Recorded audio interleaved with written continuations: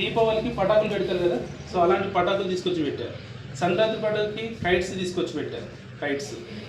So Shivaratri వచ్చింది అనుకోండి, fruits అమ్ముతారు కదా, ఆ ఫ్రూట్స్ తీసుకొచ్చి పెట్టినా. సో అదే కాకుండా స్టూడియో నడుపుకుంటూ స్టూడియో ముంగట పెట్రోల్, అంటే మా దగ్గరలో పెట్రోల్ బంక్ లేకపోతే పెట్రోల్ కూడా బాటిల్లో పోసి పెట్రోల్ కూడా అమ్మినా. ఒక 20 లీటర్ల క్యాన్ల పెట్రోల్ తీసుకొచ్చి పోసి అమ్మడం. సో ఇలాంటి పని చేసిన. మా భార్య ఏం చేస్తుండే, స్టిచ్చింగ్ చేస్తూ ఉంటుండే. సో స్టిచ్చింగ్ కాకుండా లేడీస్ ఎంపోరియం స్టూడియోలో పెట్టుకొని లేడీస్ ఎంపోరియం నడిపింది. సో ఇవన్నీ పనులు మేము ఎందుకు చేసినామంటే డబ్బు సంపాదించాలి. ఫోటో స్టూడియోలో పని చేస్తున్నాము కానీ పెద్ద డబ్బు రావట్లేదు. ఒక 2-3 పెళ్ళిళ్ళల్లో నాకు ఏమైందంటే సడన్గా పెళ్ళి తీసేటప్పుడు కెమెరా ఖరాబ్ అయింది, ప్రాబ్లం ఇచ్చింది. ఇప్పుడు ఈ కెమెరా ఖరాబ్ అయింది కదా, ఈ పెళ్లి కొడుకుని మళ్ళీ తర్వాత పెళ్లి చేసుకో మళ్ళీ తీస్తారని నడుస్తుందా? నడవదు కదా. సో ఆ టైంలో మనం చెప్పగలుగుతామా కెమెరా ఖరాబ్ అయిందంటే? చెప్పగలుగుతామా? చెప్పలేము. సో అలాంటి 2-3 సార్లు నాకు ప్రాబ్లం వచ్చిందనమాట. సో ఇలాంటి సిచ్యువేషన్లో ఇది ఒక్కటే పని కాదు, ఇంకేదైనా పని చేస్తే బాగుండని చెప్పేసి రకరకాల పనులు చేసినాం.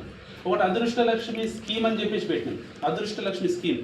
సో లక్కీ డ్రా తీయడం అనమాట. వారానికి ఒకసారి మా మెంబర్స్తో డబ్బులు కట్టించేసి అందులో లక్కీ డ్రా తీసేసి బైక్ వస్తే బైకు, కార్ వస్తే కారు, ఫ్రిడ్జ్ వస్తే ఫ్రిడ్జ్, ఇలాంటిది కూడా ఒక స్కీమ్ పెట్టినాం. ఏ పని చేసినా కూడా 100% వర్క్ చేసినాము కానీ రిజల్ట్ రాలేదు. సో అలాంటి టైంలో సో వెస్టీజ్ ఆపర్చునిటీ కూడా నా లైఫ్లోకి వచ్చింది. సో ఇది విన్న తర్వాత నాకు ఒక 3 అర్థమైంది. సో ఏంటి అంటే మనం చేస్తున్న పనిలో డబ్బు లేదు, టైం లేదు, సెక్యూరిటీ లేదు.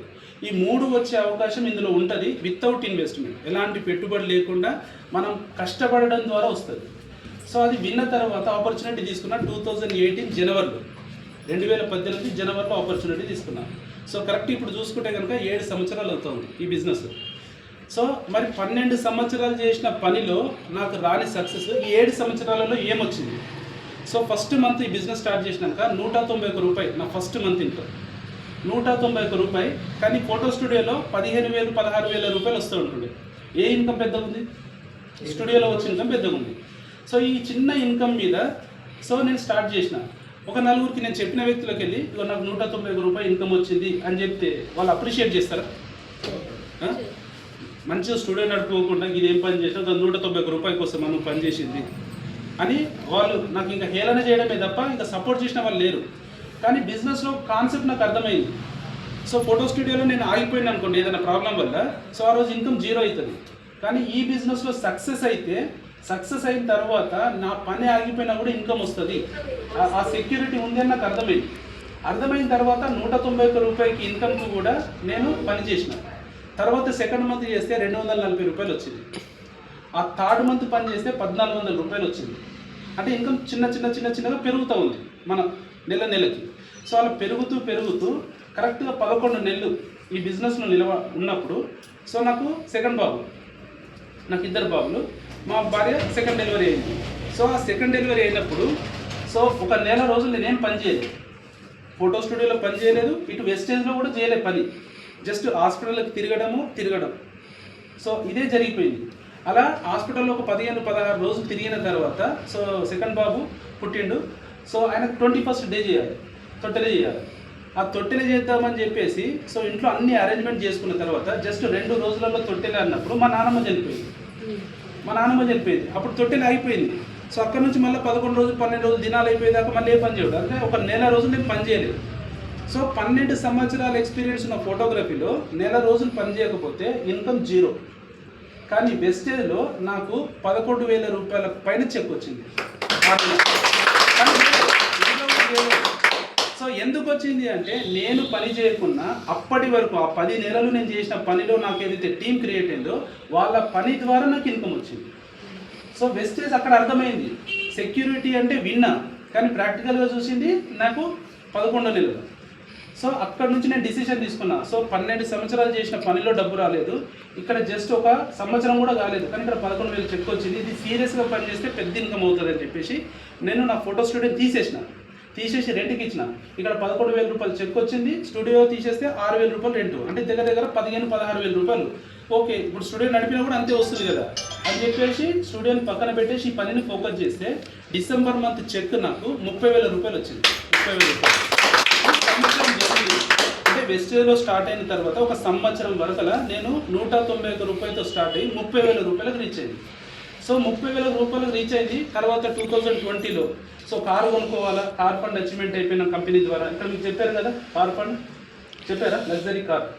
సో కారు కొనుక్కోవచ్చు అని చెప్పేసి కారు తీసుకుంది. ఇక్కడ కారు తీసుకున్న నెక్స్ట్ మంతే కరోనా వచ్చింది. కారు తీసుకున్న నెక్స్ట్ మంతే మామూలుగా కారు కొనుక్కున్నాము, ఈఎంఐ పెట్టుకున్నాము, మన పని అయిపోయింది అనుకో, కారుకి ఈఎంఐ కట్టగలుగుతామా? కట్టలేము. మళ్ళీ కారు గుంజుకోవుతాడా, ఉంచుతాడా? కట్టకపోతే గుంజుకోవుతాడు. నాకు అదే భయం వేసింది, అరే ఆగి నేను కారు కొన్న తర్వాత కరోనా వచ్చింది, ప్రపంచం మొత్తం అల్లకల్లోలం అవుతుంది, అసలు బిజినెస్ ఉంటుందా పోతుందా అనే ఒక భయం ఉండే. సో కానీ నెట్వర్క్ మార్కెటింగ్లో మన కంపెనీ అన్ని రకాల ప్రొడక్ట్తో బిజినెస్ ఉంది.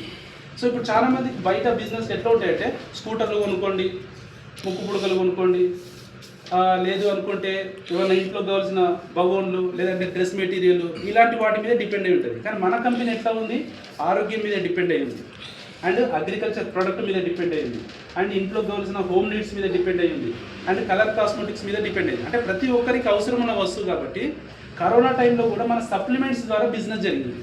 సో ఎంతోమంది మన సప్లిమెంట్స్ వాడి కరోనా వచ్చి సో వాళ్ళు క్లియర్ చేసుకున్న వాళ్ళు ఉన్నారు. సో అట్లాంటి టైంలో ఇంట్లో కూర్చొని 30,000 నుంచి 40,000 రూపాయలు ఇన్కమ్ వచ్చింది, ఇంట్లో కూర్చున్నా కూడా కరోనా టైంలో. సో ప్రాబ్లం ఏం రాలేదు. సో అప్పుడు ఇంకా అర్థమైంది ఏంటంటే, ప్రపంచం అల్లకల్లోలమైన సో ఈ బిజినెస్లో మాత్రం మైనస్ ఉండదు, ఎందుకంటే ఇది మనుషులకు కావాల్సిన వస్తువుల మీద డిపెండ్ అయ్యింది. సో కాబట్టి 100% బిజినెస్లో ప్రాబ్లం ఉండదు. సో అక్కడ నిర్ణయం తీసుకొని, ఇంకా గట్టి నిర్ణయం తీసుకొని పని చేసుకుంటే 2020 కంప్లీట్ అయిపోయేసరికి 1 lakh ఇన్కమ్కి రీచ్ అయినాం. 2021కి వస్తే 2 lakhs రీచ్ అయిపోయినా. 2023కి వస్తే ఈ బిజినెస్ నుంచి ఆల్మోస్ట్ నేను 4 lakhs ఇన్కమ్కి రీచ్ అయిపోయినా.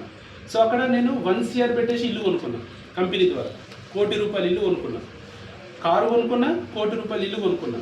సో అలాగే కరోనా టైంలో మనం ఫారెన్ టూర్కి వెళ్ళాలా, కానీ బయట దేశాలకు తిరిగే అవకాశం లేదు కాబట్టి తర్వాత ఫారెన్ టూర్లు ఓపెన్ అయిన తర్వాత థాయిలాండ్కి వెళ్ళినా, అండ్ స్విట్జర్లాండ్కి వెళ్ళినా, అండ్ దుబాయ్కి వెళ్ళినా.